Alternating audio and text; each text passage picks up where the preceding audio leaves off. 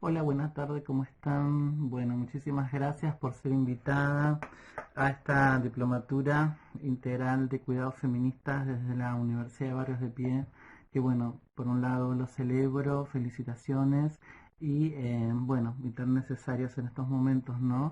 Y además, bueno, siempre tenerme en cuenta, soy Alessandra Luna, soy activista travesti, feminista, conurbana, abolicionista del conurbano sur de Buenos Aires. No, y nombro mi identidad conurbana porque, bueno, creo justamente que es uno de los atravesamientos o condicionamientos. Una persona no solo es mujer, no solo es travesti, no solo es lesbiana, sino que además también tenemos que ver dónde vivimos, la idiosincrasia, las estructuras, ¿no? Que justamente nos atraviesan. Así que bueno, espero poder brindarles la información necesaria para poder contribuir con esta diplo. Bueno, un poco me toca hablar de lo que tiene que ver las llamadas disidencias, ¿no? Eh, que justamente son las que se contraponen con las hegemonías, o sea, o con las mayorías, ¿no? Yo creo que justamente hay prácticas heterosexistas, pero la sociedad no es para nada heterosexual, ni mucho menos, sino que justamente cumple con normas binarias y heterosexistas, ¿no? Que la humanidad es diversa desde que es humanidad, las diferentes condiciones humanas existen desde que existe la humanidad y que justamente cuando nos dicen, bueno, ahora que existen todos ustedes, que bueno, que cada vez aparecen más y que cada vez aparecen más variantes de esto y de lo otro, no es que ahora aparecemos, no es que ahora existimos, sino que existimos desde siempre, ¿no? Quizás antes esto de las identidades no tenían nombre, ya sé ni de géneros ni de orientaciones sexuales, porque bueno, eran tan naturalizadas, ¿no? Que ni siquiera tenían un nombre. Muchísimos de los nombres fueron puestos justamente por la psicología, desde la patologización, por ejemplo, la palabra homosexualidad justamente se promovió, se creó desde justamente la psicología como una nómina de patologización de prácticas y de personas patologizándoles, ¿no? Entonces, bueno, nada, antes simplemente las personas eran, vivían, se interrelacionaban y quizás estas formas de ser, estas performáticas no tenían nombre ni estas interrelaciones y justamente después hubo un encorsetamiento, ¿no? Que sabemos que bueno que fue en la época de la Inquisición, justamente cuando tuvo apogeo la religión católica apostólica romana, ¿no? Donde en ese momento de la teocracia empezó a través de sus concilios, ¿no? De sus tratados, justamente a empezar a demonizar de a poco las distintas prácticas, identidades, corporalidades eh, y condiciones humanas en definitiva, ¿no? Empezar con sodomía, allí sale la palabra sodomía, ¿no? Bueno, y así fue patologizando muchísimas personas y prácticas, condenando todo lo que era natural, paganus, llamándolo justamente como del demonio. Sabemos muy bien, como decía Foucault, que se pasó luego desde allí a justamente a la patologización, ¿no? Todo lo que la iglesia demonizaba, luego era patologizado, luego era criminalizado, ¿no? Entonces, bueno, nada, por ahí empezar antes de contar sobre el sistema sexogénero binario, empezar a desnaturalizarlo, ¿no? No es que siempre fue así, el concepto de familia, familia tipo, el concepto de matrimonio, ¿no? O sea, las sociedades fueron justamente constructas en base a estas instituciones nuevas post siglo XV, ¿no? Que justamente provienen de esta institución católica, ¿no? Entonces, bueno, nada, que la diversidad existió desde siempre, solamente hubo esta tremenda inquisición, luego justamente la colonialidad se fue sumando, reforzando estos estereotipos binarios, cisexistas, heterosexistas, ¿no? Pero que bueno, que cuando nos dicen, bueno, ahora que existen ustedes, o sea, no es que existimos ahora, O sea, luego del genocidio que se ha hecho, de la Inquisición, bueno, justamente con la conquista del reconocimiento de los derechos, porque los derechos, o sea, los tuvimos siempre, solamente que no eran reconocidos. Entonces, bueno, justamente luego de eso seguimos justamente con el avance de los derechos humanos, de los principios de Yogyakarta, y después con las normativas eh, independientes o locales de cada país, ¿no? Seguimos avanzando con el reconocimiento de nuestros derechos. Eh, por ahí cuando decimos justamente eh, hablar de un poco de historia, ¿no? Cuando empezamos a hablar de los derechos humanos, justamente de la Declaración de los Derechos Humanos, parecería que en ese momento no se entiende justamente de que las personas lesbianas, trans, travestis, pansexuales, bisexuales, fuéramos seres humanos, ¿no? Porque parecería como en la Declaración de los Derechos del Hombre, ¿no? En la Revolución Francesa, que era literal del hombre, pero no era de las mujeres, y que bueno, que las mujeres tuvieron que también hacer una adaptación, así les fue, ¿no? En aquel momento. O sea, parecería como que también esta declaración de los derechos humanos serían para los humanos, pero nos seguían deshumanizando justamente a las disidencias sexuales. Yo creo que justamente las minorías sexuales, yo creo que en realidad también hay una minorización como constructo social, ¿no? Porque si realmente no funcionaran los panópticos instituidos, ¿no? Que constantemente nos vigilan, nos autovigilamos y nos condicionamos, ¿no? A tener determinadas prácticas y sostenemos que, por ejemplo, las categorías de género, las categorías de orientaciones sexuales o de construcciones del deseo son permanentes y las pensamos así y sostenemos estas categorías como categorías fijas, ¿no? Sin permitirnos por ahí la libertad de ir fluyendo, ¿no? O siempre digo, ¿qué es lo que sucede ante las vidrieras, ante la sociedad? Todo el mundo es heterosexista, pero ¿qué sucede entre bambalinas, ¿no?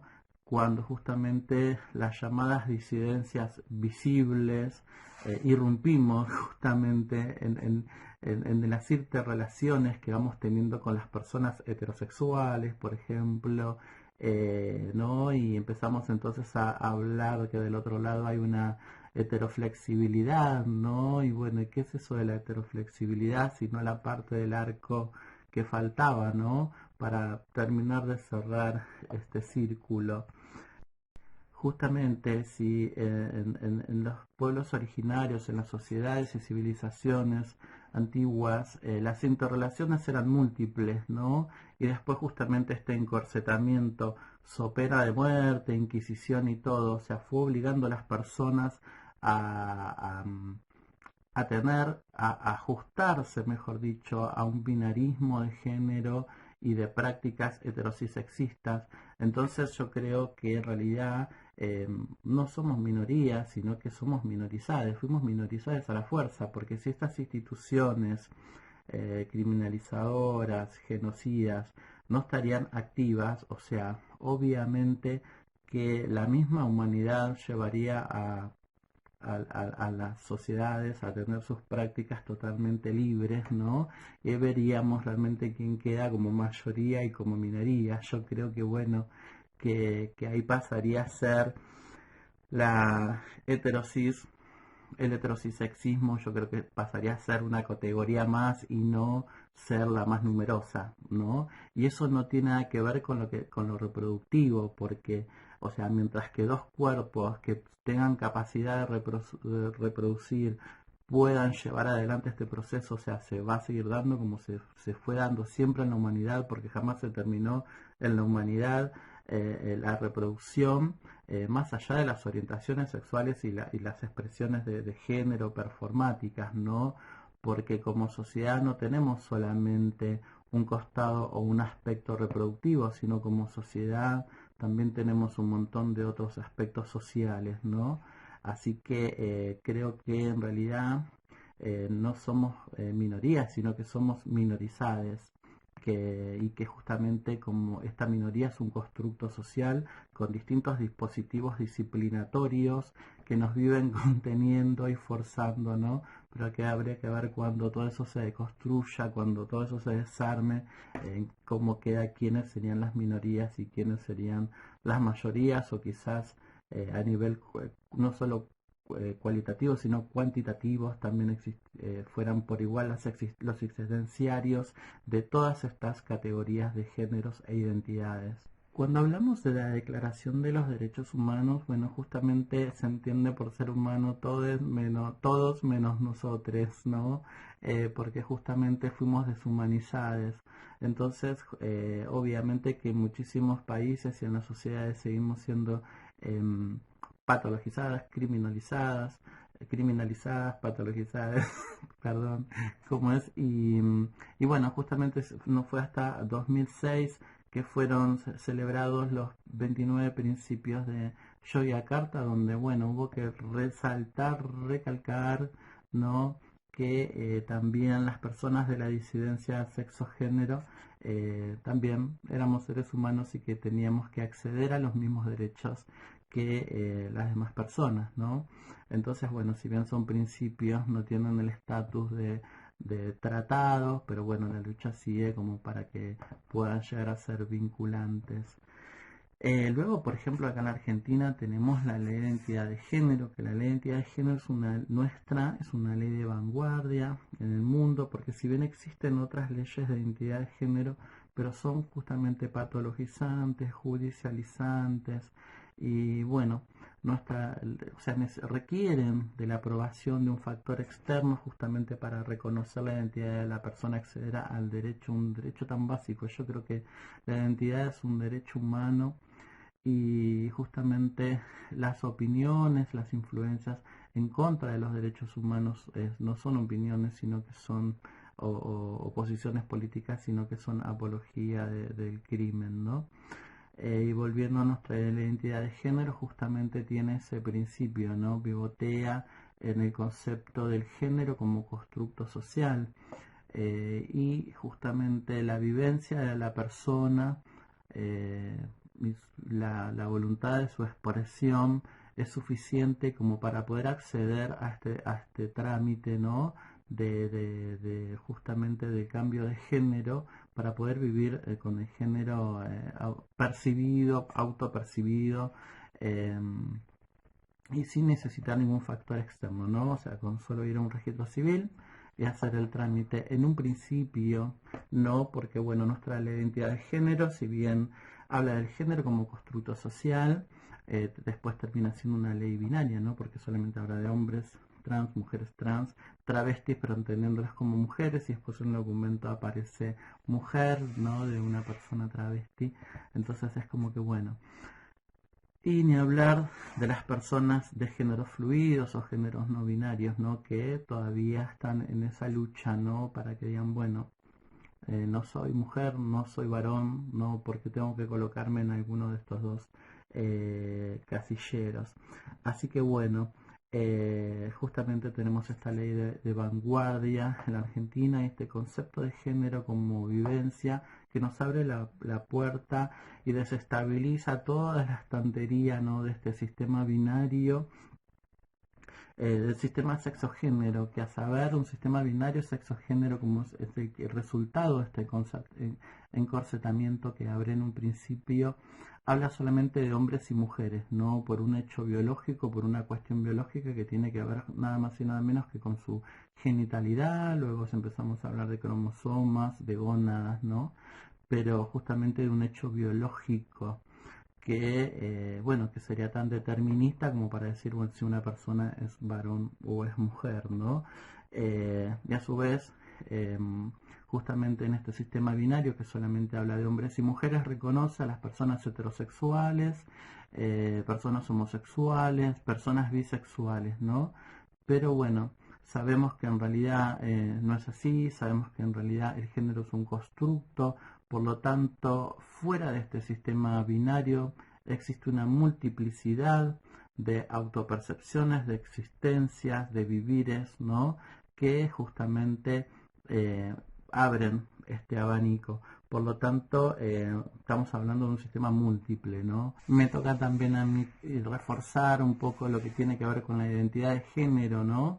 La identidad de género es aquella identidad con la cual nos percibimos, sea hombre, sea mujer, dentro del sistema binario.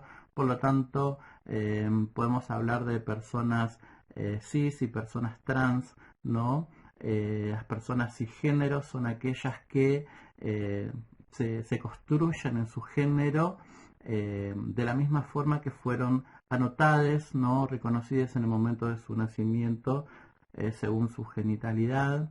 Y las personas trans justamente son lo contrario, ¿no? Aquellas personas que no han permanecido de ese lado y que han transitado.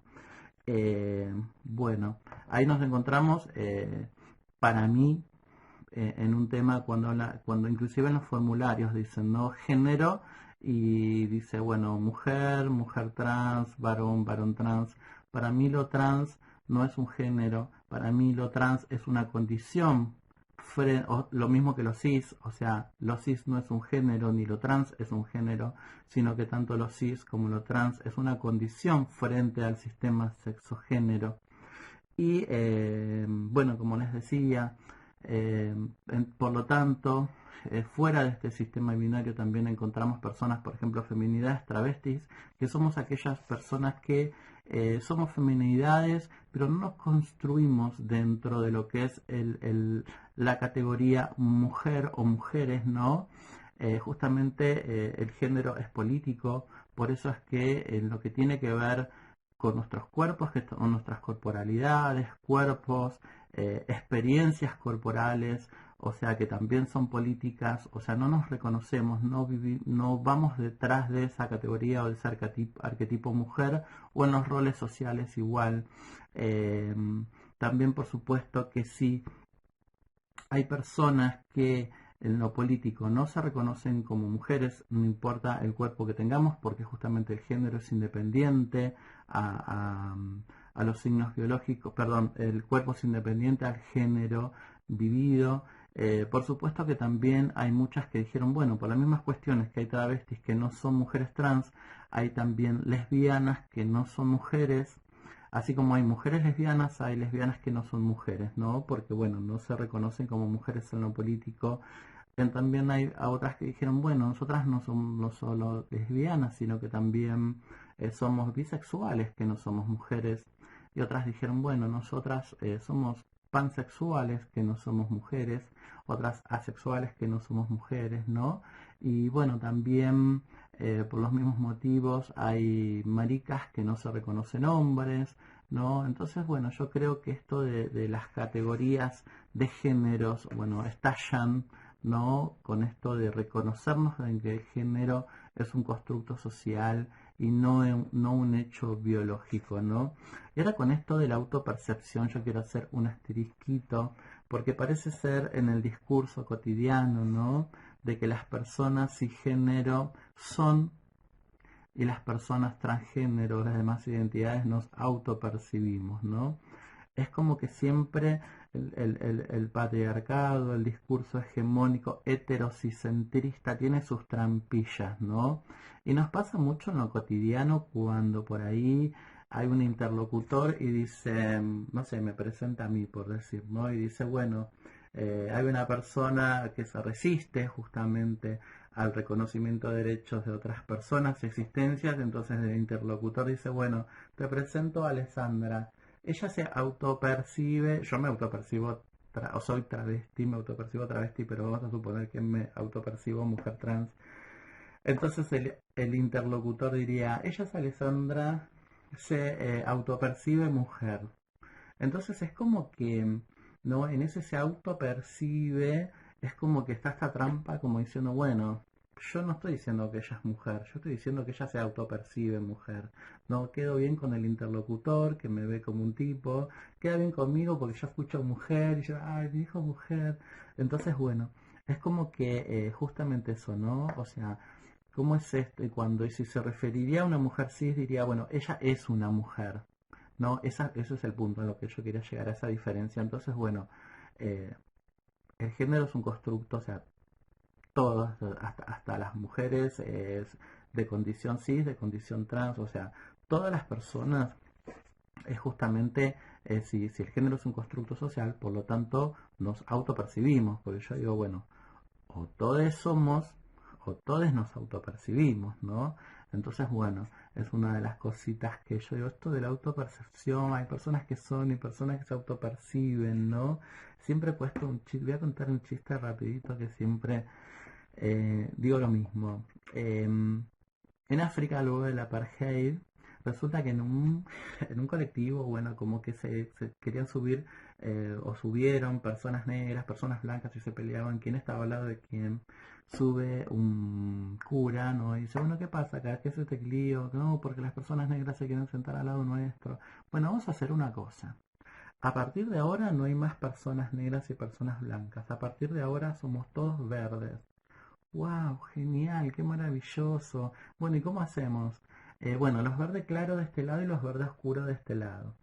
Bueno, nada, una cosa sí. Es como diciendo, bueno, son todas mujeres por igual, pero están las mujeres cis y están las mujeres trans, ¿no? Es como que las que se autoperciben mujeres y estas son mujeres. Entonces, bueno, yo creo que en ese discurso, porque el discurso crea realidad, y después en esa realidad hay personas centralizadas, personas marginadas, ¿no? Como que el heterocentrismo hace que determinadas condiciones biológicas sean validadas y legitimadas y otras condiciones, no sé, se alejan de ese centro de gravedad y terminan siendo marginadas, terminan siendo patologizadas y criminalizadas inclusive. Entonces, bueno, por ahí esas cosas, ¿no? Que yo me las pregunto, ¿no? Que a mí me incomodan esto de llamar, ¿no? Autopercepción para unes y otras que lo son, ¿no? Bueno, después con lo que tiene que ver con las expresiones de género, ¿no? O sea, yo entiendo como que las personas trans, travestis, somos quienes somos, o sea, no es que lo elegimos, sino que es un sentir, hasta que podemos hacer nuestras expresiones de género. O sea, yo puedo tener un género, yo puedo tener un existir interno, una vivencia interna, pero quizás no puedo manifestarla hasta que no venza los factores de represión socioculturales externos. Entonces, bueno, cuando recién puedo vencerlo y empiezo a hacer mi transición, es como que ahí empieza a hacer mi expresión de género. Y siempre fui internamente una persona con esa vivencia, pero hay un momento en que lo puedo hacer. La transición es justamente ese proceso que no es de un día, ¿no? Sino que justamente la transición es interna, luego puedo hacerlo de manera externa y yo creo que también tiene que transicionar el entorno, ¿no? En un principio el más cercano, que es la familia, luego las instituciones y luego la sociedad por completo. Porque si una personita transiciona y su familia no lo hace, es donde se produce el quiebre, donde se produce justamente la incongruencia. La incongruencia no es entre mi mente y mi cuerpo, sino entre mi existencia y mi familia o la institución y en definitiva la sociedad, ¿no? Entonces, bueno, yo creo que la transición justamente, si una familia piensa que tiene un niño, que en definitiva es una niña, tiene que transicionar esa familia y entender que en realidad tiene una niña, o sea, no es un niño, es decir, la familia no transiciona, por más que transicione la criatura, va a haber un quiebre, va a haber una incongruencia, luego va a haber una expulsión seguramente, o esta persona se irá de su casa. Entonces creo que justamente la transición tiene que ser la familia, luego la institución, las instituciones y también la sociedad en definitiva, ¿no? En esto justamente de lo que tiene que ver con las identidades y lo que tiene que ver con los roles, ¿no? Los roles y los estereotipos, ¿no? Porque justamente en nuestro país, por ejemplo, ¿no? Y entre el mundo, pero bueno, yo voy a hablar por ahí un poquito más situada, ¿no? Con nuestras experiencias, por ejemplo, trans travestis, ¿no? En el cual, por ejemplo, las identidades travestis irrumpimos en un montón de cosas que tienen que ver con los roles, con los estereotipos, con nuestras existencias y nuestras formas políticas, ¿no? De encarar este sistema binario y decir, bueno, no somos mujeres, porque también la corporalidad, las experiencias con nuestros cuerpos, o sea, que no sentimos ese ajuste a lo que es la categoría mujer, ¿no? La performatividad yo creo que es justamente un concepto muy importante en el cual tiene que ver eh, a la hora justamente de la interrelación con el otro, cómo el leotre me ve, ¿no? Porque también somos en la mirada de leotre. Cuando, por ejemplo, hablamos de personas estigmatizadas, vapuleadas en la calle, que no tienen acceso de repente a determinados derechos, ¿no? Y por ahí podemos ver un varón trans, ¿no? Que es una persona trans y por ahí una lesbiana, pero una lesbiana femenina, que de repente se puede llegar a entender que no tiene ningún problema en determinados accesos a instituciones, ¿no? Políticas públicas, pero no podemos hablar tampoco de todas las lesbianas, porque podemos hablar, por ejemplo, de las llamadas tortas butch, que son sumamente masculinas, ¿no? En su mayoría, que obviamente que su presencia irrumpe, interpela, como lo mismo si vamos a hablar, por ejemplo, de un gay masculino, ¿no?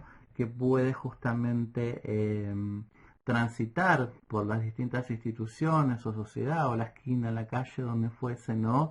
Sin tener ningún problema. Y qué diferencia hay, por ejemplo, una travesti o una mujer trans, ¿no? Eh, que justamente transite los mismos espacios, o sea, no lo vamos a transitar de la misma manera. Pero también seguramente otra persona clasificada en estos grandes paraguas europeos, como por ejemplo gay, trans, ¿no? Pero una persona que sea una marica, ¿no? Que, bueno, que justamente no sea ni una mujer trans, ni una travesti, ni un gay, pero por ejemplo una marica de barrio, ¿no? Una marica chicharra, obviamente que también va a ser estigmatizada, también su tránsito va a ser problematizado por las instituciones o por donde fuese, se va a comer las palizas por la calle, el bullying, los insultos, ¿no? Entonces, es justamente acá empezamos a hablar con esto de la performática. Entonces, esto es como otra dimensión que va más allá de que si la persona es trans, es travesti, es gay, es lesbiana. Tiene que ver justamente con la performática y a su vez eso también define lo que tiene que ver con la identidad, ¿no? Cuando hablamos justamente de identidades, por eso mismo yo creo que, nada, existen multiplicidad de identidades, lesbianas que no son mujeres, maricas, mujeres trans, travestis, y justamente estos grandes paraguas europeos contenedores que insisten en decir, bueno, todo lo que no es cis es trans. Y yo creo que no todo lo que no es cis necesariamente es trans, porque seguimos manejándonos en un sistema binario dentro de esa conceptualización. O sea, si el sistema es múltiple, por lo tanto, para mí no todo lo que no es cis es trans, sino que también hay otras identidades que pertenecen a un sistema múltiple que no necesariamente por ende son trans, ¿no? En mi forma de verlo y de interpretarlo. Quizás esta multiplicidad de identidades recupera un poco las formas de existir antes de la Inquisición, ¿no? Antes de la colonia, eh, y muchísimas identidades políticas existentes como la travestidad hoy en Argentina, situadas, esta identidad que se extiende a nivel mundial, pero que en Argentina le llamamos justamente identidad travesti, pero como en muchísimos lugares del mundo siguen existiendo y siendo reconocidas. Y es como que esta forma de nombrar identidad conjuga justamente el género, pero no solo entiende el género como identidad, sino también el regionalismo, porque por ejemplo las mullas en México son feminidades como si fueran nosotras las travestis, pero justamente tienen que ver con la recuperación de la cultura zapoteca, ¿no? Donde estas identidades femeninas que no son mujeres, pero estas mujeres justamente ocupan un lugar preponderante en la sociedad. De hecho, hay determinadas celebraciones anuales donde justamente tienen un papel preponderante, ¿no? Son las que cuidan a su vez a los ancianos, son quienes bendicen, a su vez también las híjaras en la India, HIJRAS, en la India también son identidades que se resistieron a la colonización, que se resistieron a estos paraguas grandes binarios, ¿no? A lo trans, ¿no? Y siguen entendiéndose como justamente como identidades como nosotras las travestis, las Katoei en Tailandia, identidades de los espíritus en muchísimos pueblos y sociedades originarias, las verdaches en los indios pieles rojas del norte, ¿no? Em, las machihueyes, por ejemplo, entre los mapuches, que también son feminidades de lugares preponderantes, son aquellas que tenían que ver con las curaciones, las médicas, ¿no? Que tenían que ver con las curaciones, bueno, también las nuevas religiones colonizándolo, o sea, estas identidades no se ajustaron y bueno, fueron justamente eliminados y las post culturas mapuche inclusive olvidaron estas figuras, ¿no? Que bueno, que podemos encontrar bastante material de esto acá en Argentina. Bueno, nada, personas de los espíritus en muchísimas tribus de Centroamérica, o sea, podemos recuperar de allí un montón de estas identidades políticas que resisten al binarismo, ¿no? Que son feminidades o masculinidades que justamente exceden este sistema binario y que a su vez conjugan no solo el género, sino con la regionalidad. Bueno, y ahora un poquito empezar a hablar en clave feminista. eh, bueno, eh, yo creo que cuando, o sea, si nos paramos del lado feminista, hay muchísimas voces feministas que dicen, bueno, el aporte del colectivo LGTB, ¿no? Al feminismo, yo creo que en realidad no es un aporte, yo creo que en realidad es una fusión, ¿no? Yo creo que las personas somos interseccionales y no son las mujeres o quienes quieran entenderse como mujeres o se sienten como mujeres, no solo son mujeres, sino que además son mujeres y otras cosas, porque cuando el feminismo hegemónico, ¿no? Habla de justamente la lucha LGTB y que el feminismo es otra cosa, ¿no? O sea, sin entender que las mujeres también son disidentes y son diversas, o sea, no solo en sus etnias y, y también en sus orientaciones sexuales, o sea, las mujeres también son lesbianas, las mujeres también son pansexuales, las mujeres también son intersexuales, las mujeres también son asexuales, o sea, las mujeres también son diversas y son de las disidencias, o sea, cuando una mujer lucha en el feminismo, también lucha por todas sus interseccionalidades y también lucha desde sus interseccionalidades. O sea, es imposible separar su lesbianismo, su intersexualidad, su pansexualidad o su transgeneridad. Entonces, cuando se habla de la lucha de las mujeres y la lucha del colectivo LGTB como cosas separadas y después se dice hay un aporte, no, yo creo que es una fusión por igual y a su vez que las mujeres también son diversas y reconocernos desde allí.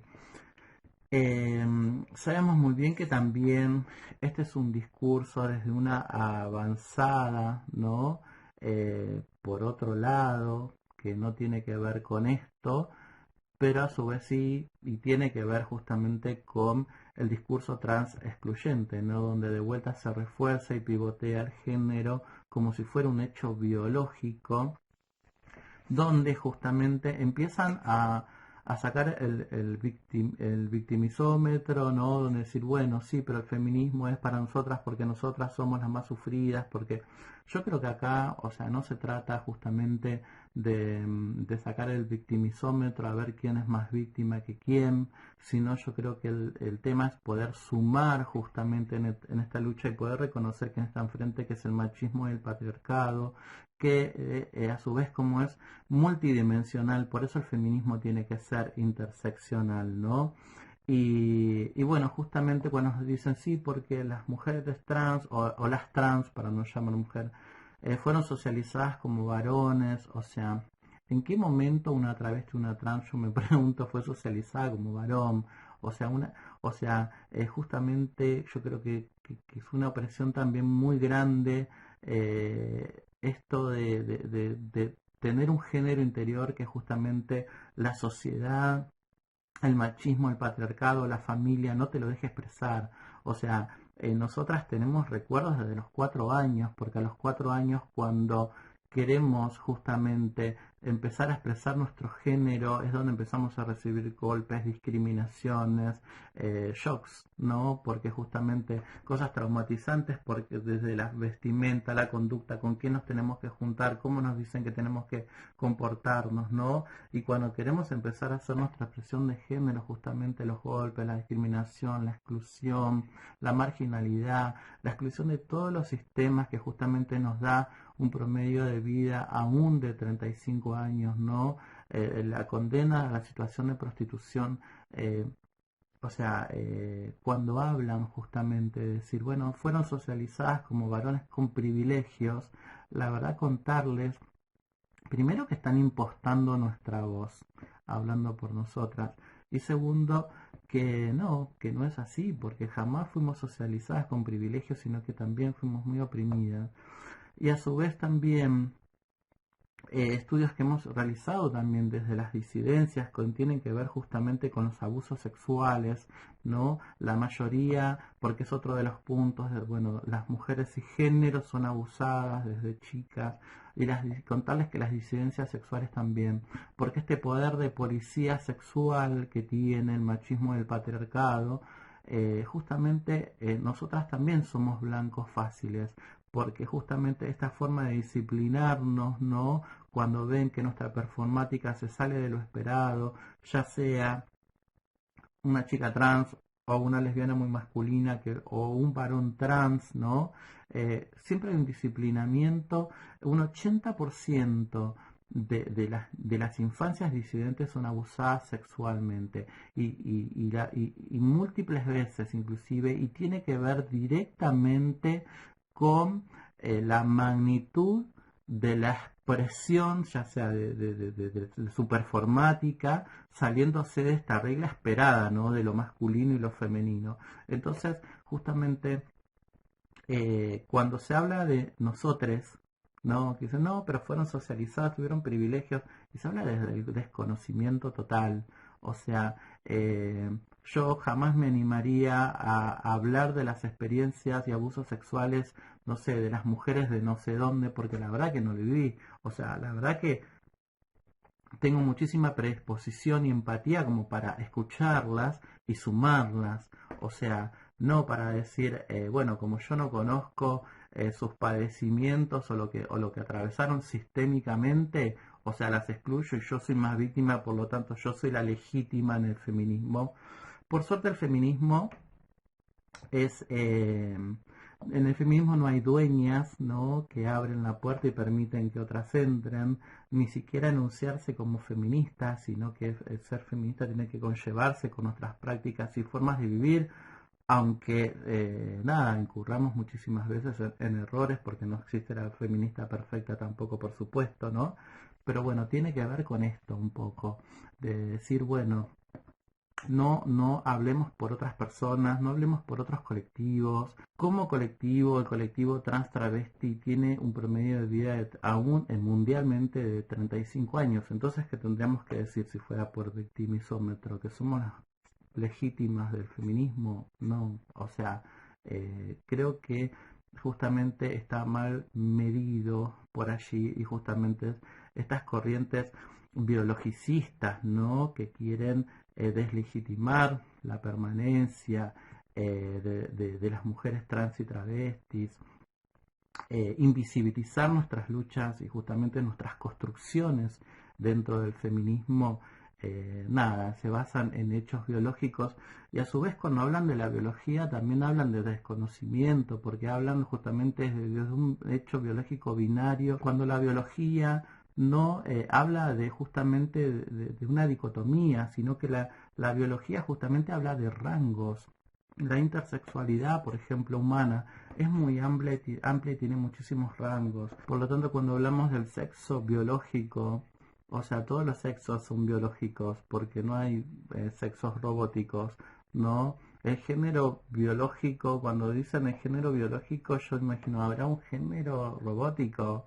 Como es, todos los géneros son biológicos, todos los sexos son biológicos, ¿no? Entonces, bueno, yo creo que podemos hablar de una convencionalidad, de un sexo clínico, en realidad, decir, bueno, las mujeres tienen tal sexo clínico, ¿no? En su mayoría.